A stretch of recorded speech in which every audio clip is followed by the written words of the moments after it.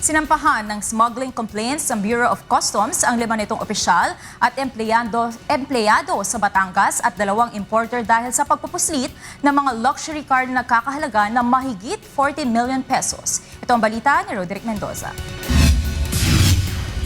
Nahaharap sa smuggling complaints ang may-ari at manager ng isang trading company dahil sa misdeclaration ng inimport nilang mamahaling mga sasakyan. Sinampahan ang formal na reklamo ng Bureau of Customs sa DOJ sina Rolando Cuevas at Mermelinda de la Cruz ng Monaca Trading na matatagpuan sa Canlalay, Biñan City, Laguna. Ayon sa Customs, 13 unit ng mga luxury car ang ipinasok sa bansa ng nasabing mga importer sa Port of Batangas nitong July 10 at 18. Kabilang dito ang mga bagong modelo ng Ferrari Special, Mercedes-Benz, McLaren at Toyota Land Cruiser na inimport mula sa United Arab Emirates, Hong Kong at Japan.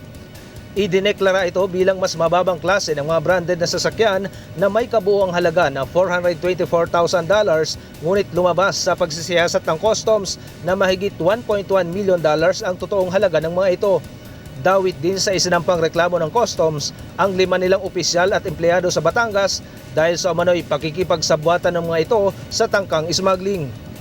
We have to conduct our investigation as fairly as possible and as objective as possible. But in the end, those who are accountable for the errors or mistakes or dereliction of their duties must be held accountable.